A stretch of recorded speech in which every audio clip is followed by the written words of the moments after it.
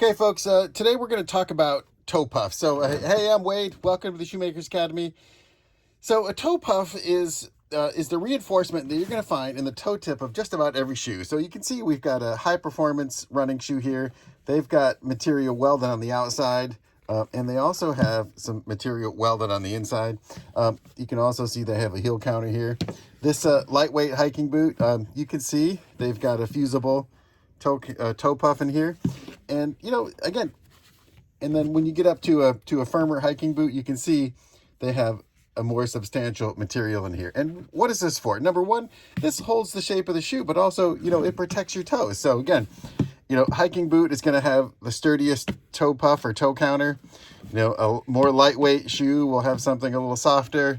You know, running shoe, you know, it'll be almost nothing. But again, this helps hold the shape of the shoe, give space for your toes. Okay, so what material do we use to make this? Well, in old-fashioned construction or classic construction, they'd use another piece of leather.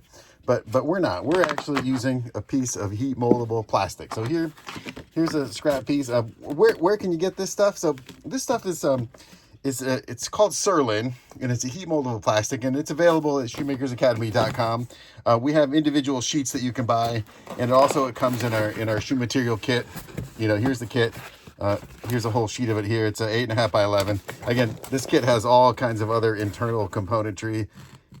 Toe counter, heel counter, super tough lasting board, lining material, strobo board, you know, all kinds of stuff in there. Okay, so we've just got the toe material out.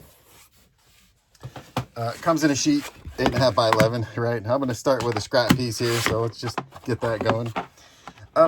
So, you know, what's the shape of this piece? So here, actually, we've got a cutting die here. So here's the toe tip pattern of our sample shoe, and here's what that piece looks like, right? And the lining reinforcement fits inside underneath, all right? So that's why that is. So here's the two cutting dies for that. Okay, so we could actually, you know, if you had a cutting die, obviously you would cut with it, or you could trace around it if you wanted to. In this case, we have the paper pattern, so we'll just set this aside and we'll use the paper pattern. Okay, all right. So you could use a pen or pencil or marker, and there's a couple ways to do this. You could actually just cut a strip and wrap it around, but I want to get a little bit more 3D effect, so we're gonna go ahead and follow the pattern. And I'm just gonna go ahead with my pencil here. And again, you'd need two of these if you're doing a pair, but if you're just doing a test pattern where you're only doing one side of the shoe, then one is enough. Okay, so we've got it marked. You know, this material in its flat state is quite flexible. So you could either use a razor blade to cut it, or you know what, to go quickly here, I'm just going to use a pair of shears, and you could use really almost any office scissors to do this. So we're going to just quickly cut this out here, so we'll save some time. You should take more time and do it more carefully, but I want to go fast here, and so that we can get on with the fun part. Okay. You know, these scraps, you know, hold on to these, because there's always something that needs a little stiffening, whether it's an eye stay or something else like that. So go ahead, keep it if you want. Okay, all right, so here we go. This material, this happens to be 0.5 thickness, and it's got fiber reinforcing inside it, but it also has a fusible backing, right? And that fusible backing will help it stick, right? So here's what we're gonna do now. I said it's heat moldable, so we're gonna pull out the heat gun.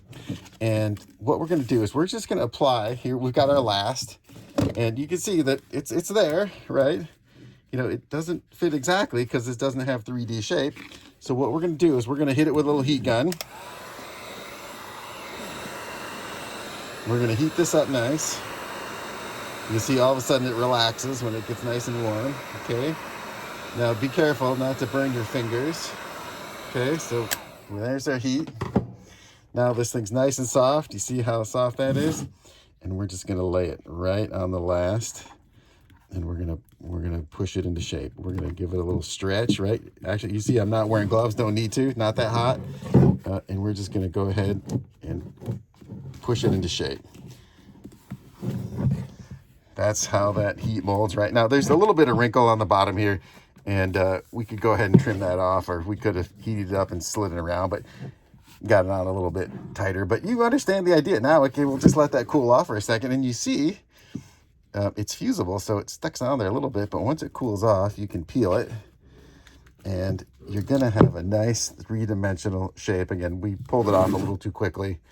We didn't let it cool, but you can see how quickly it takes a shape, how well it conforms. You know, granted, I went a little quick, so it's a little bit wrinkly, but you get the idea.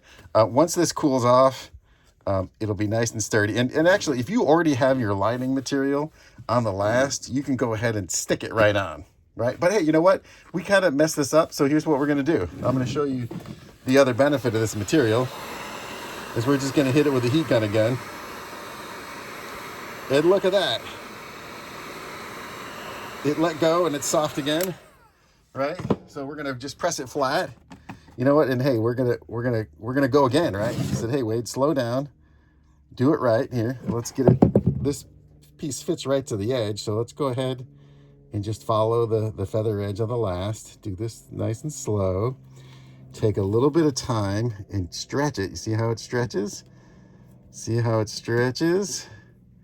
And you can get it to take the shape exactly. Right? And if you have to hit it with a little bit more heat,